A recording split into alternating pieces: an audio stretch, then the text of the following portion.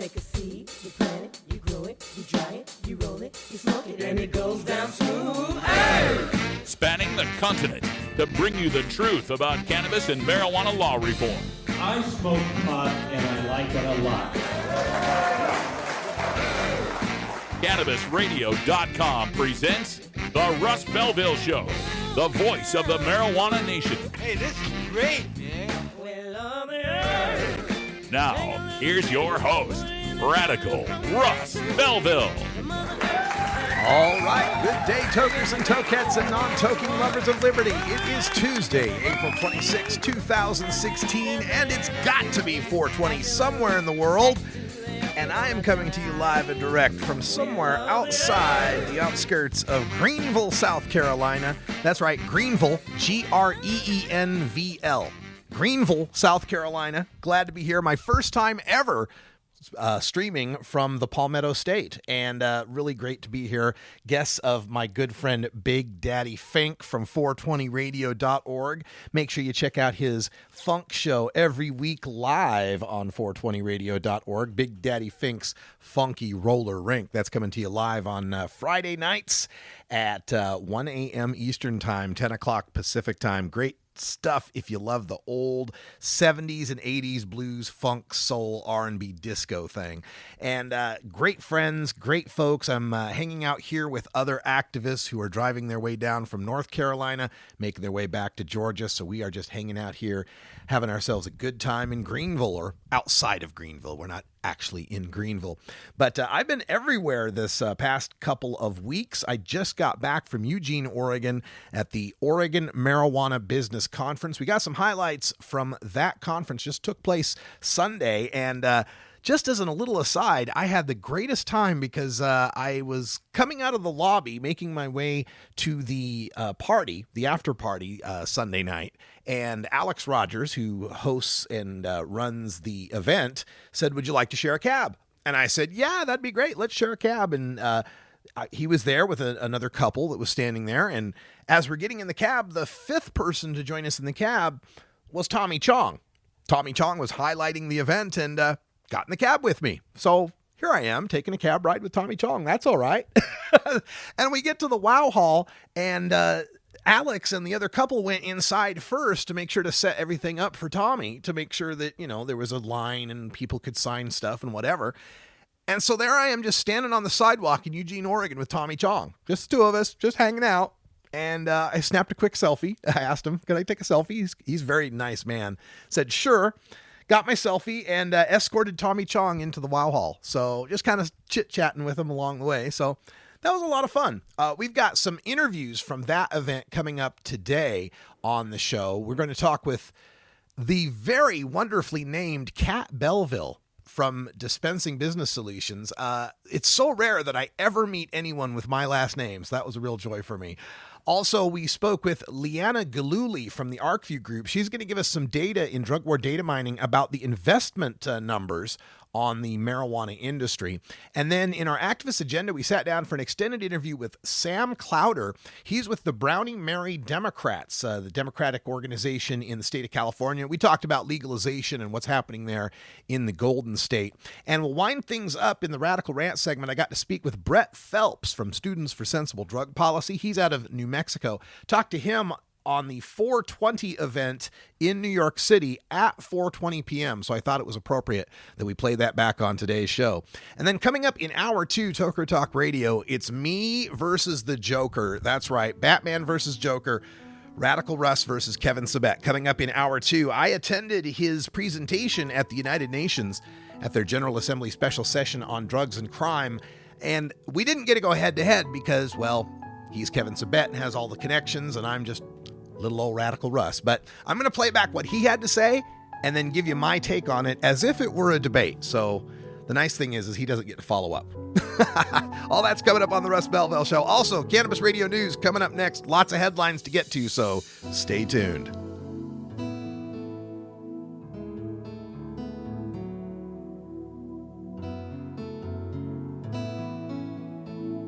This is the Russ Belville Show on CannabisRadio.com.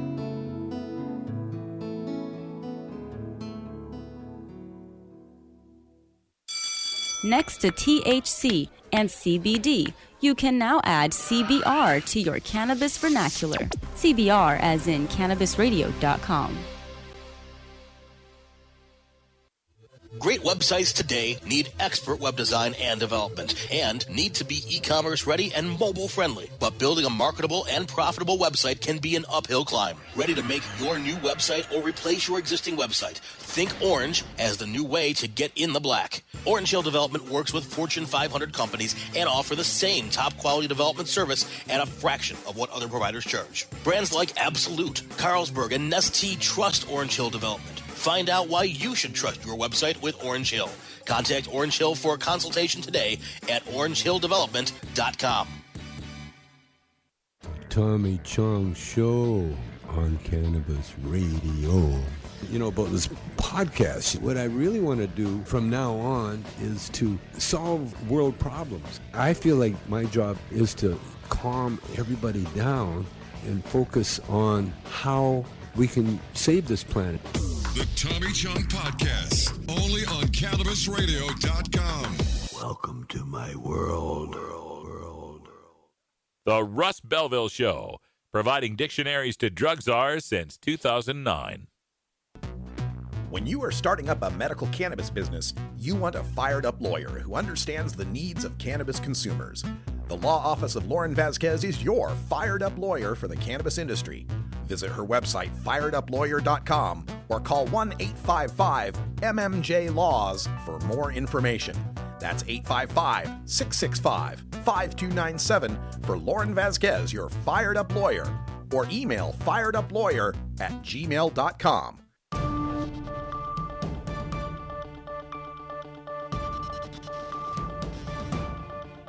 It's time for the Cannabis Radio News, covering the latest headlines in consumer cannabis, medical marijuana, and industrial hemp.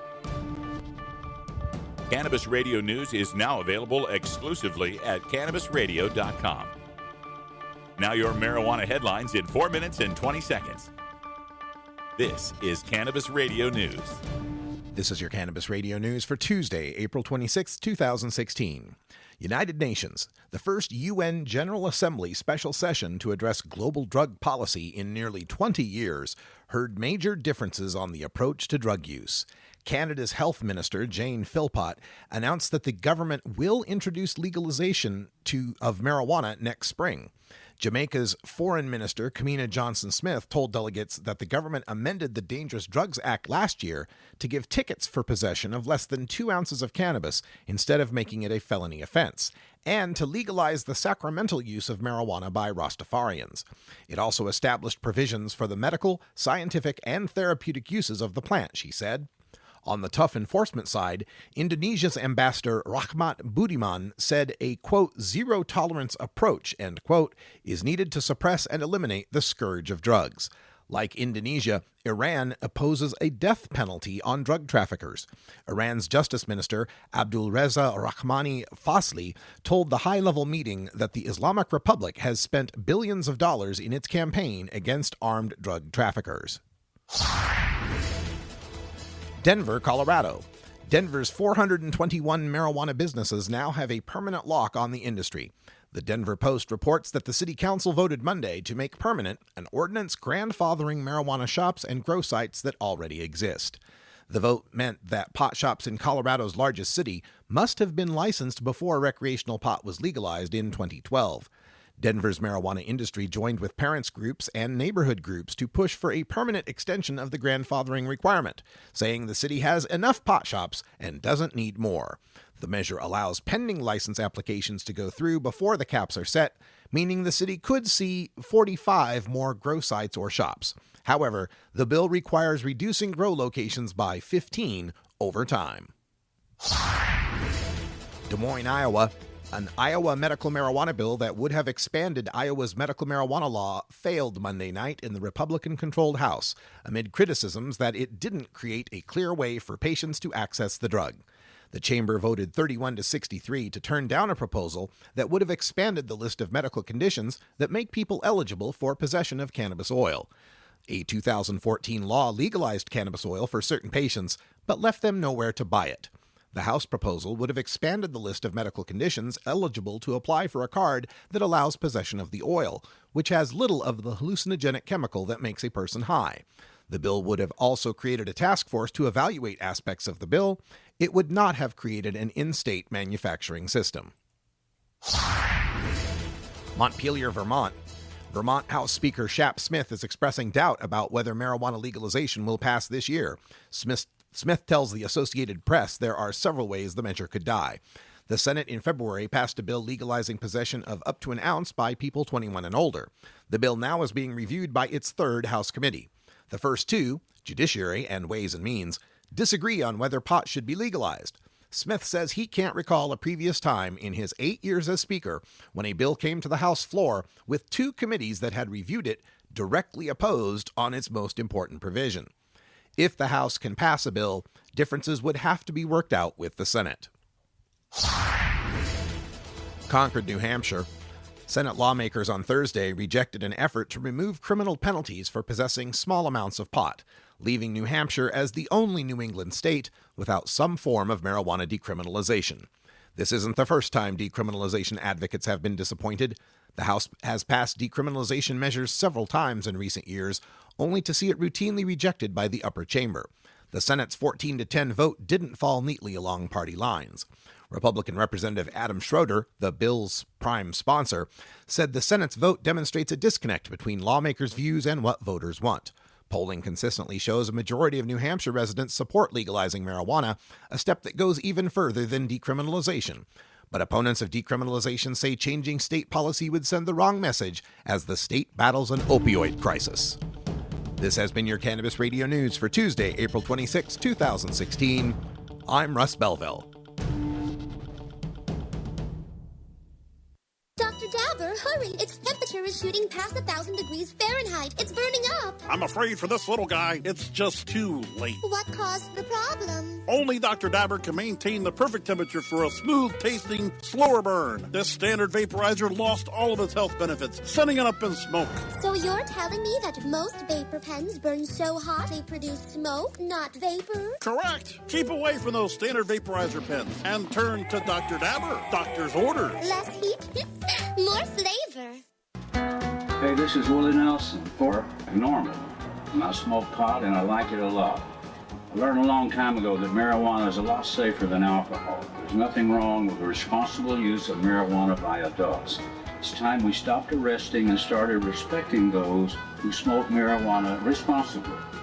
To learn what you can do to help, contact Normal at norml.org or call toll-free 888-67-NORMAL. You're tuned into the Russ Belville Show, the voice of the marijuana nation, only on CannabisRadio.com. Don't want to spend money on a night out, but don't know what to do other than watching TV or playing video games? Consider playing guitar, bass, banjo, or mandolin. The instrument will give you hours of entertainment with friends with minimal expense. Stop by the Fingerboard Extension downtown Corvallis at 120 Northwest 2nd Street today, or check out its inventory on the web at fingerboardextension.com.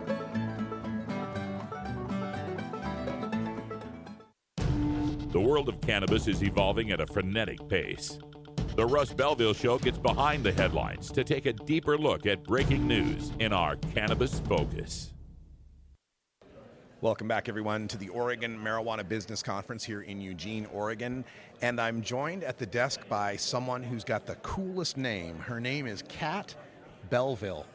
Hi, Kat. How are you doing? It's so nice to meet you, Russ. Oh, my gosh. We are stereo Belvilles now. We are. This is awesome. We were just talking with each other because it's so rare that we find someone with our last name, even though yours is spelled the old French way, which is kind of cool. It's great that you stopped here because not only do we have the same last name, but we're also in the same industry. Yep. You're involved with Dispensing Business Solutions? Correct. Tell us all about that. So my husband and I actually have a lot of business solutions that we can offer, but really just helping to, crack any codes that need to be cracked for anybody in the marijuana industry, specifically dispensaries. Mm-hmm. We saw a huge issue about 3 years ago with credit card processing and banking specifically. Yeah. And we set out to just engineer and do whatever we could, put the puzzle pieces together, put the right people together, and through networking and relationships, we actually have found some incredible people that we partnered with and have been in a pilot program for about 2.5 years, and we're finally able to actually go public with it. So just in the last couple of weeks, it's really exciting. So this, of course, is related a lot to all that, IRS 280E and the financial regulations that prevent these industries from being able to do standard banking practices. Correct. So what are some of the things that you offer that help those people out to get around those things? That's a really good question. So one of the things that we did a lot of just groundwork in creating relationships with local banks, for example. We have a handful of those. Also just creating, long-term banking solutions for maybe even offshore accounts, depending on what people are needing. Here in Oregon, it's interesting because it's all dependent on the county that the person lives in, and is there a local bank in the county that can actually offer solutions. So we've created relationships with the banks in Oregon that actually do allow that, and then any of the counties that don't offer that, we have offshore options. Why is this a county by county thing? That's a really good question, and it's weird how it is, but it has to do with where the banks are actually able to operate. Okay. So if the banks that are actually offering solutions are in a specific county and they aren't able to go across county lines for whatever reasons, maybe their jurisdiction isn't big enough or whatever, but that it's basically based on what the bank is able to actually do in the counties that they actually serve. Is this based on Oregon state banking laws then? Yes. Okay, so the feds this isn't a Fed issue. Correct, Okay. because it's credit unions ultimately that we're talking about, which Okay. is also why any of the any of the counties that don't have a solution, we might be doing something offshore or whatever, but which is a little bit more expensive, but at least it's a stopgap, because anybody who's actually offering credit card processing in their dispensary is going to increase their revenue by up to 60%. Sure. That's an industry standard, so that's exciting. Yeah. Now, if I'm not mistaken, Oregon Governor Kate Brown recently signed a bill having to do with Oregon state banking and the cannabis industry. Mm-hmm. Do you know anything about that? And if so, does it affect your plans any?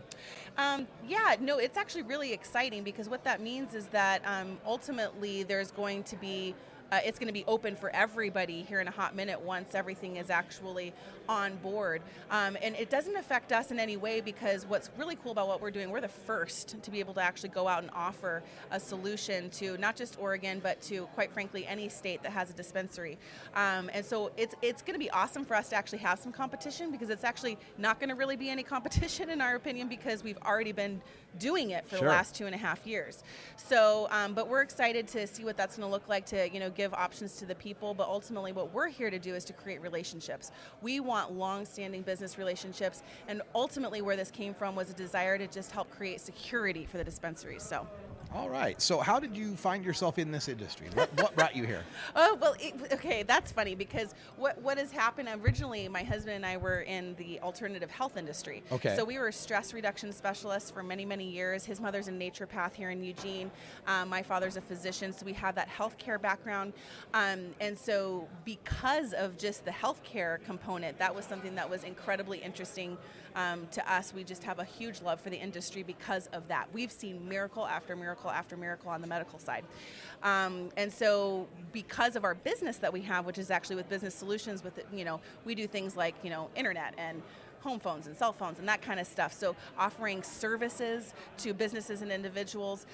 We were already working with credit card processing. We already understood how the industry worked. And when we saw that there was a huge need in this industry, we saw an opportunity to kind of, hey, let's research this. What does this look like? Why is this such a big issue?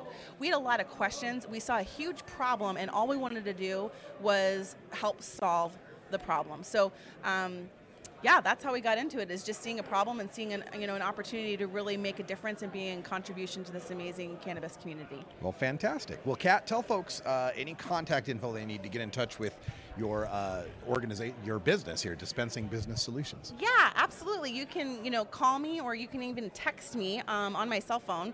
And my number is 541-603-8725. Again, that's 541-603-8725. Or you can also email me at livingwelldynamics@gmail.com. That's livingwelldynamics@gmail.com. All right, Kat Belville, thanks for joining us here on the Russ Belville Show. Oh my gosh, thank you so much, Russ. It's so nice to just meet family right here. No kidding, no kidding. We'll go back to the Oregon Marijuana Business Conference. Hide the dope. We don't have any dope. And what did I just smoke? Hey, everybody. Happy 420 to our friends in the Mountain Time Zone. Studio audience, hey, say happy 420, y'all. Happy 420, y'all. There you go. I love that when they say y'all. We're going to take a break and pass a joint. We'll be right back with more from the Oregon Marijuana Business Conference. Liana Gululi from the ArcView Group with some investment data coming up next.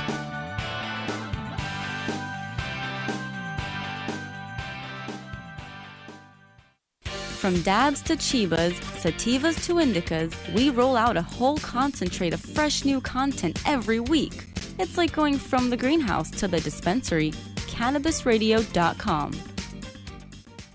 The next generation of vaporizers has arrived. Vuber vaporizers are blazing the way with unparalleled technology for oil, concentrate, or dry flower pens. Providing unsurpassed customer service and expert craftsmanship, Vuber vaporizers use cutting-edge technology, providing a power-packed, smoother vapor with a lifetime guarantee. Experience vaporizing the way it was meant to be, the Vuber way.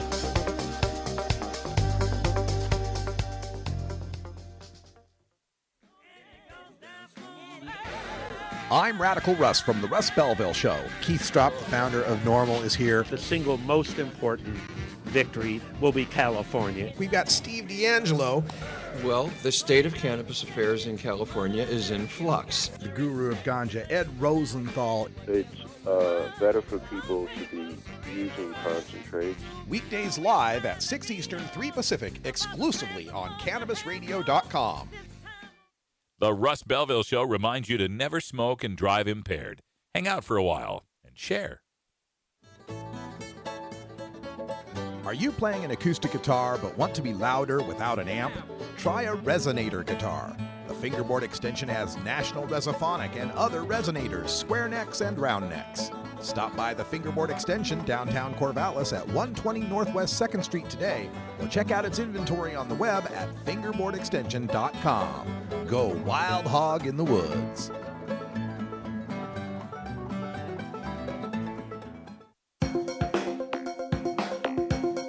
Promoting the end of adult cannabis prohibition is easy because we have facts, science, reason, compassion, evidence, truth, and logic on our side. It's even easier when researchers catalog it all for us. Learn how to gather the facts on marijuana use, arrests, seizures, rehabs, drug tests, and more on this edition of Drug War Data Mining. Welcome back, everyone. Radical Russ here at the Oregon Marijuana Business Conference in Eugene, Oregon. And we have another guest joining us here at the desk from the ArcView Group. Introduce yourself to the audience. Hello, my name is Liana Giluli, and I work with the ArcView Group. Liana, very nice to have you here. And we know the ArcView Group as the investment group in the cannabis industry. It's been around for how long now? A couple years? 5 years. 5 years. Or now. just 6 years now, actually. Yeah. 2010 we were established by Steve D'Angelo and Troy Dayton. Wow, how fast time flies. Right. Do you have any numbers on how many companies or how much investment ArcView has been a part of? Absolutely, yeah. So our latest numbers are right now we have hit $70 million have been deployed into the space we have over 500 high net worth accredited investors in our network, and they funded 111 cannabis-related companies. Wow, and the jobs coming from that, any idea? It's harder to say on that front. Yeah, we don't have those statistics super tight right now, but the whole industry is just absolutely explosive right now. And to give you an idea of the numbers, Of that $70 million, $42 million were invested in the year 2014. Oh, wow. Or I'm sorry, 2015. So just almost in the half past, of it has been more than half in the past year. Wow. So, it seems that any investors that were hesitant or just kind of waiting it out to see how things would play out got really excited in 2015, and we're seeing that trend continue into 2016. As we look forward to the future, good and bad on the horizon. We've got good in at least 5, maybe 7 states that could pass legalization, either between initiatives and legislatively.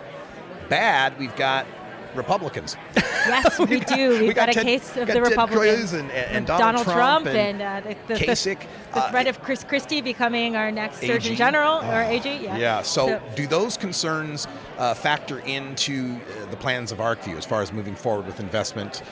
You said that some of the investors seem to be that were reluctant before have jumped in.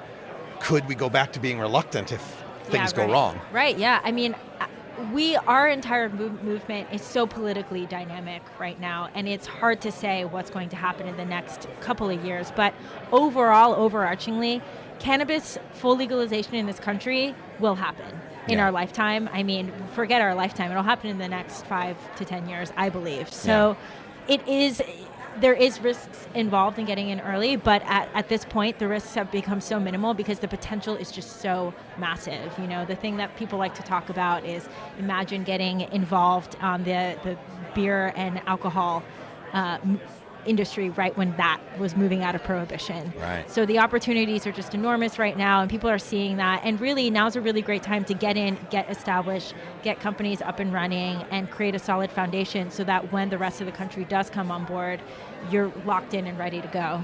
I would say it's even better than alcohol industry at the beginning of Prohibition, because prior to Prohibition, there was already an alcohol industry. There were already brewers that just kind of went underground for a while and then came back up. Here, it's brand new. It's brand new. You get to start Budweiser. You get to start Budweiser, and the other thing I like to say is that Budweiser doesn't cure cancer. That's right. And all the medical benefits of cannabis are just going to completely shift the entire pharmaceutical industry and really shift public perception on health and wellness, I think. Right. And cannabis, in addition to being a consumer good that has a medical utility, also comes with a lot of culture and a lot of history and background. Oh, yeah. As this investment and as this green rush takes root, a lot of people on the advocacy side are a little worried that it's going to become all suits, it's going to become all corporate, it's going to be the Walmart of weed.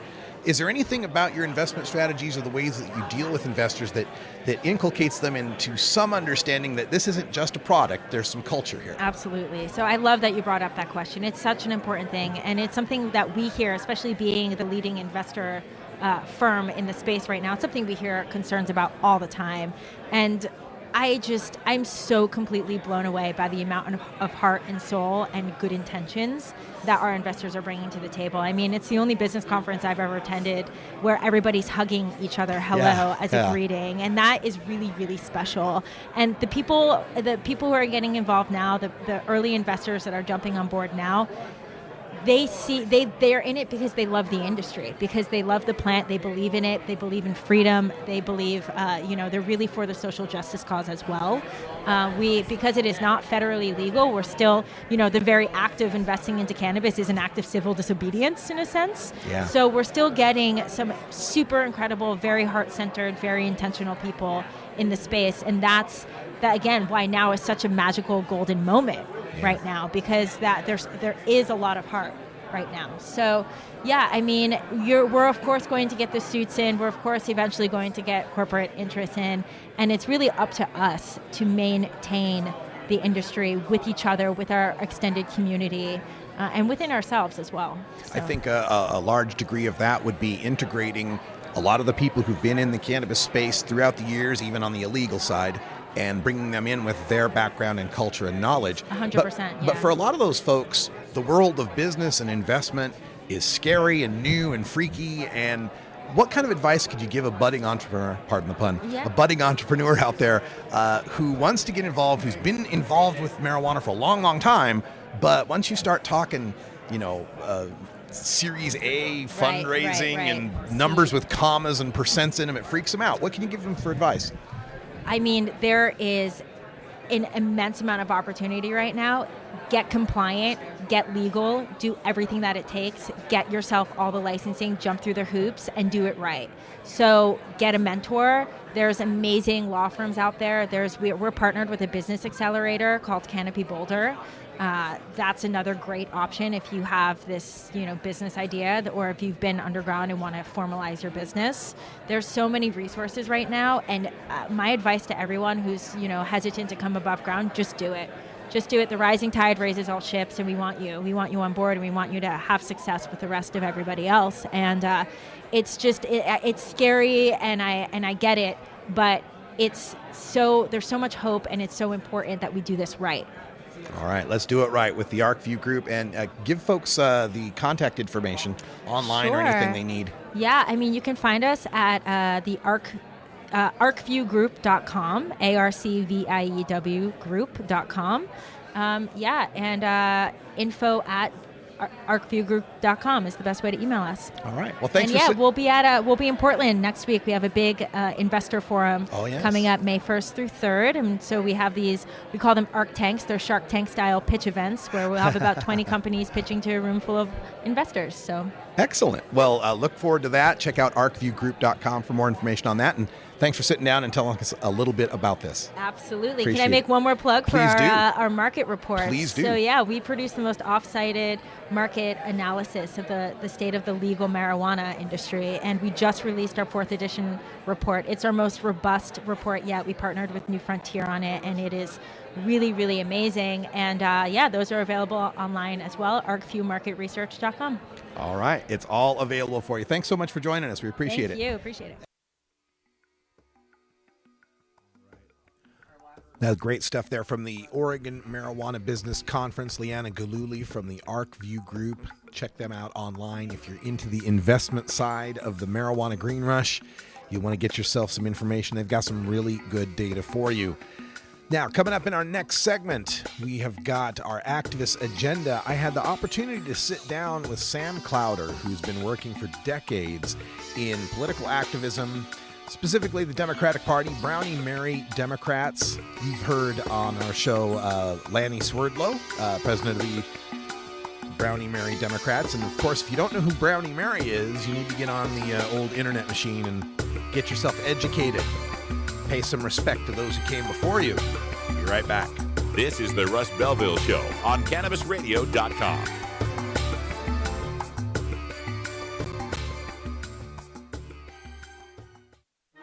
Legal to listen to all over the world. We're just not sure about France. CannabisRadio.com. Ganjapreneur.com, your guide to the cannabis business world. Ganjapreneur.com is a comprehensive resource for cannabis professionals and entrepreneurs. Download the Ganjapreneur app on your smartphone or tablet to catch up on cannabis industry news, scroll through our daily job listings, and learn about successful cannabis companies, executives, and investors. Ganjapreneur.com, helping Ganjapreneurs grow. It's time. It's time. It's time. It's time. The time has come to end prohibition of marijuana in Vermont. It's time. It's time. It's time for marijuana sales to take place in regulated businesses and stop taking place in our neighborhoods. It's time. It's time. It's time to create rules for testing and labeling marijuana so that consumers can know what they're getting. It's time. It's time. It's time to stop punishing adults for consuming a product that's less harmful than alcohol. And spend more time addressing serious crimes. Prohibition has failed. It's time for a more sensible approach. S241 would end prohibition and regulate marijuana in Vermont. We are ready. We're ready. We're ready. We're ready. We're ready. Vermont is ready. Contact a representative now and ask them to support S241. It's time to end prohibition and regulate marijuana in Vermont. You're listening to Radical Russ on the Russ Belville Show. With over 6 years of experience in the industry, New Era CPAs is one of the nation's leading cannabis accounting firms, helping hundreds of growers, dispensaries, and ancillary companies with their tax, legal, and business strategies. New Era CPA's offices cover the West Coast from Seattle to San Diego, and their skilled team is always available to help you take your business to the next level. Visit neweracpas.com for more info and set up a consultation. Welcome to the New Era.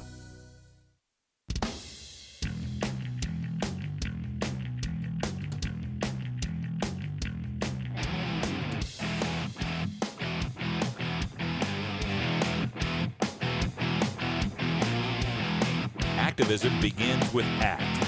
The Russ Belville Show features the stories of hardworking grassroots activists working for an end to prohibition in today's activist agenda.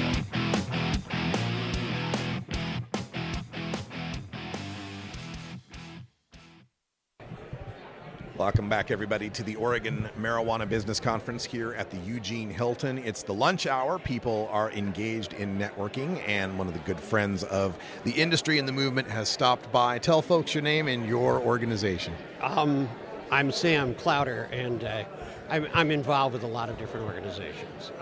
The most recent one is Brownie Mary Democrats of California, which is a state-chartered organization by the California Democratic Party, and we have been successfully promoting the legalization of cannabis in that format for a few years now.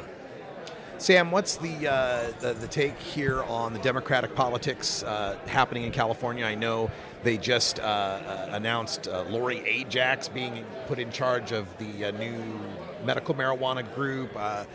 Governor Brown and Lieutenant Governor Newsom has had this report that's come out for how cannabis should be legalized. Just give people that aren't familiar with the inside politics maybe a taste of what's going on and what Brownie Mary is doing in that respect. Well, Brownie Mary is Democrats is really limited to the Democratic Party. Right. And what you're asking about is a much broader spectrum of what's happening and what's going on. I have been working on this issue since 1971. I helped put Prop 19 on the ballot. The first one. Yes. And it's the only political issue on my personal agenda that I've worked on for this long without achieving what I consider to be a final success, which is legalization in California. It's come and gone in many different forms. There's a great deal of controversy about the AUMA. The fact is, if it's approved, especially with a 60% or larger majority, it's a statement to the legislature. But in all my time, I never trusted the legislature before Gavin Newsom came out with his recommendations. I like Gavin Newsom. He's been an inspiration. He's going to be our best, most radical anti-drug war governor in the history of this nation. Really, 2 years from now when he's coronated governor. But the recommendations that came out in that white paper just astonished me. They totally turned my head around. Every single one of them is spot on. And it gave me a feeling that we could get a better deal from the legislature than from an initiative. While I'm not happy with some aspects of AUMA, I believe that we're obligated to vote for it, for any of them that qualify for the ballot. Any of them, all of them, because it's a statement, a much broader statement to those who would oppose it. Right now we're looking at, there's only one initiative in circulation that has a chance to make the ballot, and that's AUMA. Now, their signatures, their deadline actually is tomorrow. Their self-imposed deadline to turn in signatures is tomorrow. And they really do have to do it next week before they start losing time and taking a chance of missing the November ballot for this year and then not being on another ballot until November 2 years later. But whether or not it passes, the fact is that it's been the activists and the growers who have moved this issue. It's been the people who have been conscientious objectors to an unjust law from the very beginning, from the beatniks when they left San Francisco to grow it in Humboldt and Mendocino County in the 1950s, and that's where you can trace the modern cannabis revolution.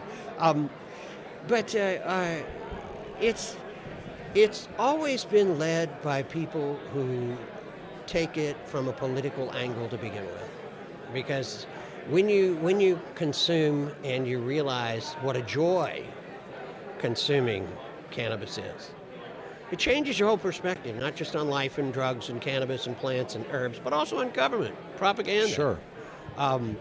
So we have always been the movers, and the law, it's up to the law to come catch up with us, okay? I don't mean, not the law catching illegal activities. I'm saying we have been leaders of this movement, and it's just, they're dragging their ass, but they're headed our direction. As long as they're headed in the right direction, we just got to give them more gas. Now, that means that regardless of what happens with AUMA, if AUMA gets elected, we're still going to do what we got to do to what we feel is fair and just. And I think that the heart of the movement has proven itself a true patriotic element in this nation. It's objecting to a victimless crime. It's not a crime at all. It was always a law that never had a victim. So it was always moral legislation. And in a free country, we shouldn't be legislating morality like that. Right. And so it was really a commitment to the truth on the behalf of those who used cannabis to continue to use it in the face of being arrested from the very beginning. And so what are they going to do? They're going to have to change the law to conform with our behavior. They're going to have to change the law to conform with our economy. They're going to have to change the law to conform with the best ways of growing it. Economically, they're going to have to change the laws medically to conform with the tremendous discoveries that are being made across the rest of the world about how to use CBD, their medical applications of CBD and THC. What I'm looking at in long range, I mean, like, oh God, man, I'm 65 years old in August, all right? And I've been doing this since I was 21, okay? So I'm looking long range, and what I see, a much longer range contribution to the political consciousness of America is that the fact that so many people out there who haven't used it because it's illegal, once it's legal, they're going to use it, and it's going to turn their head around politically. Yeah. They're going to start questioning authority. They're not going to put up with this kind of, we need to turn people into thinking them for themselves instead of automatons by organized religion, organized government. And cannabis not only does that on an individual basis, but then when you look at the broad political and legal spectrum of the past 100 years, you realize, hey, this isn't the greatest country of all. It fucks its own people. And that in the long run, I think is going to be reverberate through the society with a much greater more powerful impact across the nation than even does the smoking of cannabis. Wow, that's heartening to think about, Sam. You made a point there as you were discussing getting a better deal out of the legislature than you might get out of an initiative. A lot of times because there's a lot of political horse trading that goes on for an initiative. Oh, we don't want to scare the soccer moms. We don't want to scare this demographic or that demographic. In Oregon, it seems like we passed our Measure 91 and the legislature did just that. They gave us some improvements. But some people would say they also took away some things. Are there fears, devil's advocate side, that you worry about the legislature implementing in legalization? Yes, and everyone who's a watchdog needs to continue to be a watchdog because we want it all, okay? Yeah. We're willing to compromise and take what we get for now, but we're coming back for more until we get it all straight, okay? And after cannabis, it's just like this, the doctor said, who was the keynote speaker. Dr. Hart, yes. Yeah, Dr. Hart. He's pointing out the fact that there's no difference in these other drugs and their impact. I mean, once you get around to looking at heroin legalization, you realize that the reason the country waited so long to make it illegal in the 1920s and 30s, it had been used in the 1860s for Civil War veterans. Mm-hmm. And these Civil War veterans had been addicted and used it for all their lives. I mean, and there's a history of it. And they lived long, productive lives being heroin addicts to the ages of 70 and 80, which is why the whole nation held back on making it illegal until the last Civil War addicts to heroin had died. Yeah. So it was a political football then, okay? And when we get around to looking at the way, we got a few steps to go there. I mean, for me, the next great revolution in fighting against the war on drugs is going to be produced by MAPS, Multidisciplinary Association for Psychedelic Studies, because they're on the verge of making several different psychotropic substances, including feasibly LSD, available to psychiatric study again. And again, I mean, if you go back and you look at the history of LSD, you realize that it was the greatest cure of paranoid schizophrenia and manic depressives from the 1940s to the 1960s. I'd heard alcoholism too. Yeah, alcoholism it's successful in many different forms. But what I mean is that AUMA has some restrictions that a lot of people are controversially angry about. And I don't, that to me, that's not a big issue, because AUMA is set up so that the legislature can change it and can change it with majorities. And so it becomes more of a referendum, an opportunity for the voters of California to make a definitive statement. Do they want to legalize it for adult use or not? Because again, everything in AUMA is open to change by the legislature. And so, yes, I thought we could get a better job from the. I filed an initiative myself and withdrew it after Newsom's white paper came out. I filed my initiative before his white paper came out because I didn't trust this deadline. We were being told, I had so many deadlines were being moved around as to when Newsom's final paper. It was supposed to come out this year, not last year. Oh, okay. And so I filed an initiative, and they got it together and they got it out. And so I withdrew my initiative because I felt we'd get a better opportunity through the legislature. Now, here's the thing. The reason is because growers are coming out of the hills and sitting in the gallery of the legislature and lobbying them directly, personally, wearing shirts that say, "I am a grower." I mean, busfuls are going from Humboldt County to Sacramento to the legislature and doing that. They are being enfranchised. We are bringing an entire generation, maybe I know 5 generations of families in Humboldt County. And we are finally bringing them back into the body politic and giving them an opportunity to be heard, validating their opinions, getting them re-involved in politics, where they've been alienated over this one issue and this one issue alone. And they have a great deal to offer. I mean, there's a lot of other problems, education, crime, hunger, poverty, medicine. There's so many different political items that we should share on an agenda if we share the cannabis interest, okay? And the wonder is that they get more, their voice is heard in the legislative process, where it's not heard in the initiative process. All they can do is sign and vote, okay? But they don't have any participation over it. That's what, in my opinion, is cool about AUMA, is that it leaves a window open for the legislature to make changes. And we will continue to get more and more cannabis users to be responsive politically. I didn't say responsible. I said responsive politically on other issues. And I think we have a great future ahead of us in that respect. California's, been the pioneer in this since 1996, passing Prop 215, Compassionate Use Act.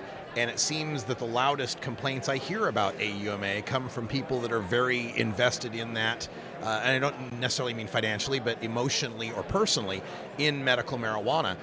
What do you say to medical marijuana patients or their supporters who are claiming that AUMA is going to destroy Prop 215? It's not. It's not going to destroy Prop 215. I say what I said before. Everybody's right. You go around here and you hear all these different opinions and philosophies. The fact is, everybody's right, all right? If you believe that cannabis should be legalized, then everyone is right. Some people are more right than others. Okay. But everybody's right, and that's where you got to start. You got to start with that basis of understanding. Medical is going to be medical. It's going to be there just like it is here. It's going to meet different standards, and ultimately it won't be taxed. And ultimately, end users can buy as much as they want. I believe ultimately the same rules will apply to recreational use, adult use, not recreational use. But it's not going to make any difference. The high quality cannabis will be available, and mass-produced cannabis will be available. I really don't understand what the conflict is, with the exception of growing limits. And again, I have a card that allows me to grow 99 plants and possess 11 pounds from Humboldt County. And that might change according to AUMA standards, but it depends on whether the law is interpreted as to support local standards versus eliminate them. I don't know. We just have to see. We just have to see how it rolls out. But the fact is, it's better than every step in the direction is better than a step before. I agree. Sam Clowder with Brownie Mary Democratic Club and so many other groups.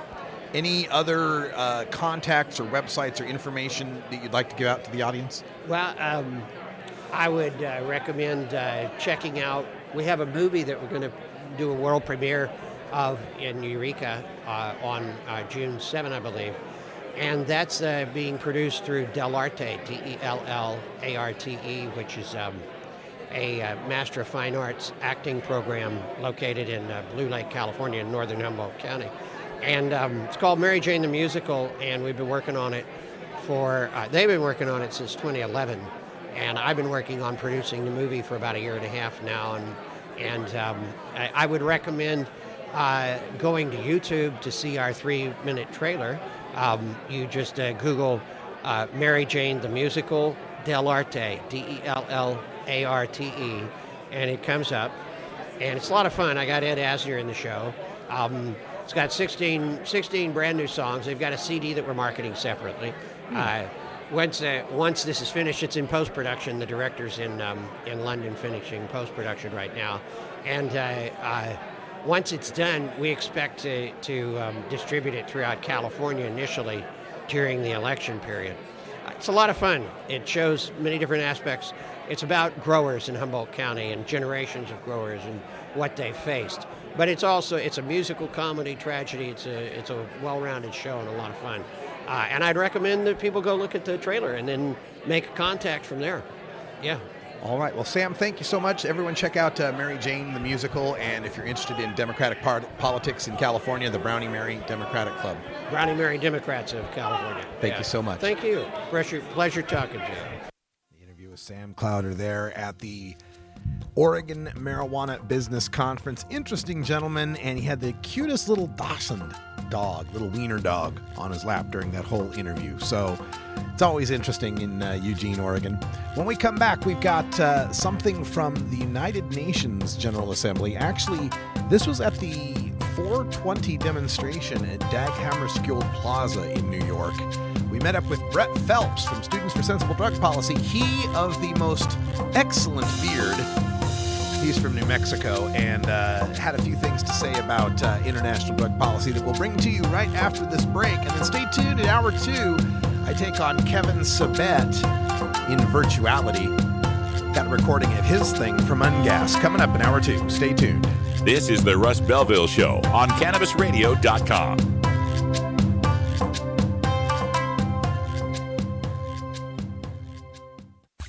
Being green is good. Growing green is good. Making green is great. CannabisRadio.com.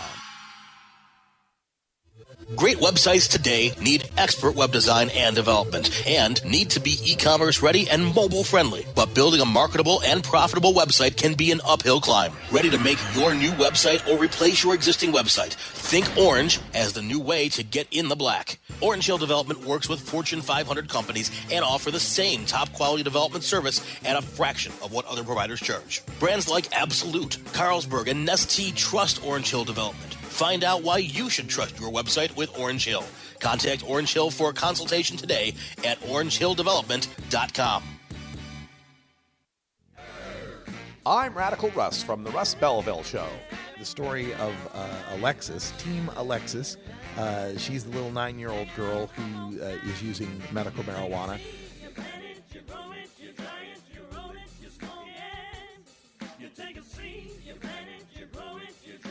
It's the Russ Belville Show, the NPR of POT, weekdays live at 6 Eastern, 3 Pacific, exclusively on CannabisRadio.com.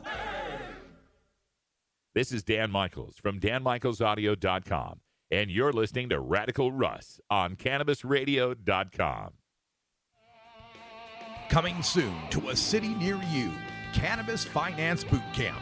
Get all your cannabis accounting, legal, and compliance questions answered by their knowledgeable panel of industry experts who want to help your canna-business boom. Whether you're a grower, dispensary operator, or a newcomer to the field, your canna business needs Cannabis Finance Boot Camp. For information on upcoming events, visit CannabisFinanceBootCamp.com.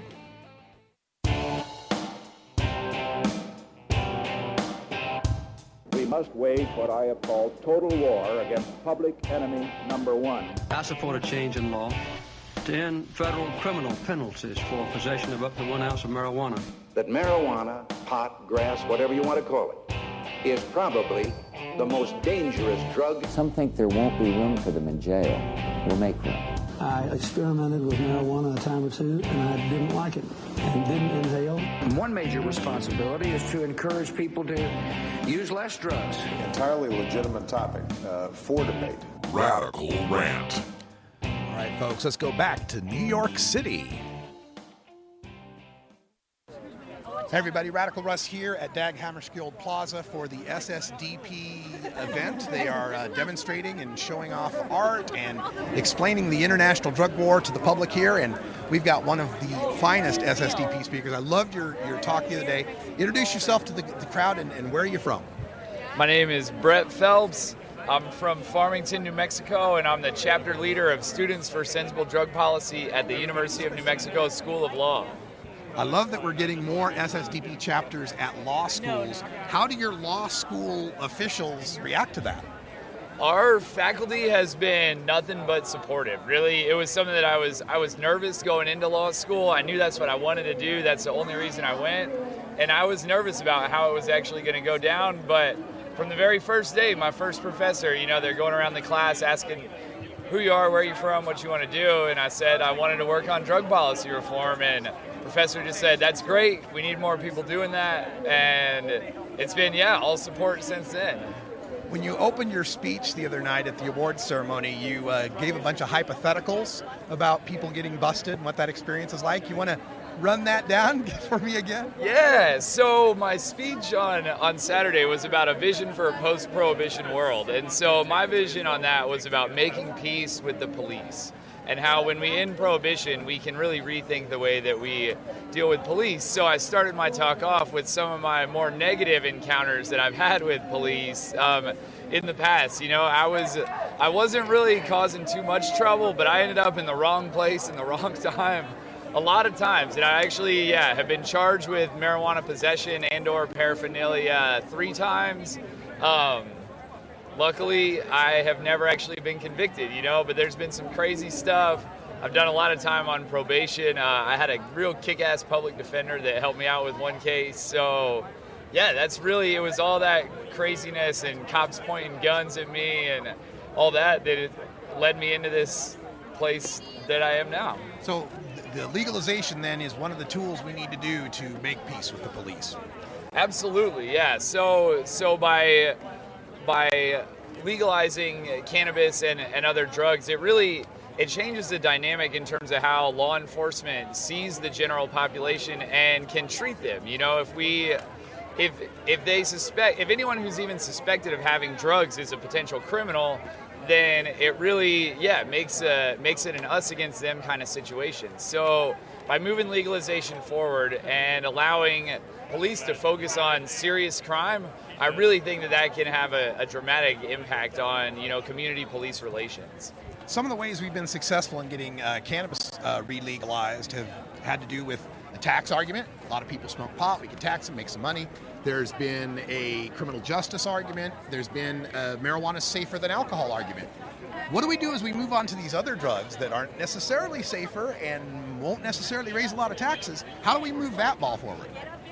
Really looking at it as a social justice and human rights issue, right? The liberty and freedom to be able to put what you want into your own body is something that translates much better beyond marijuana. Marijuana is really a great starting point, right? And the momentum is really in our favor. But if we're looking at it from a broader human rights perspective and the injustices socially, economically, and environmentally that are caused by this war on drugs, I think it really can help us broaden our perspective in terms of ending prohibition.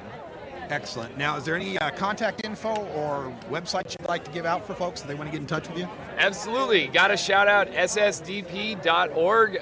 You can find me on Facebook, Brett James Phelps, Twitter @Brett J. Phelps, or brett.phelps@ssdp.org. Always happy to talk to supporters or the haters. Yeah, let me know any questions, comments. I'd love to talk to you. All right. Thank you so much, Brett. folks there at the SSDP conference. Got to meet them in Washington, D.C. Spent some time at the Patients Out of Time conference in Baltimore. Did the D.C. marijuana seed and weed giveaway in front of the White House. United Nations, Mark Kleiman Cannabis Summit in New York, and the Oregon Marijuana Business Conference, all in the past week. It's been a lot of travel, and thanks for sticking with me through it. I know I've had to play some pre-recorded shows for you, and there's been some hang-ups with those on the playback, and we hope we've got that all ironed out.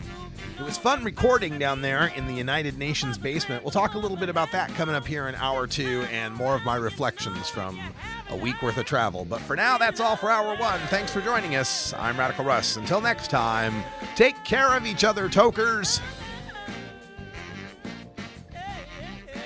This is the Russ Belville Show.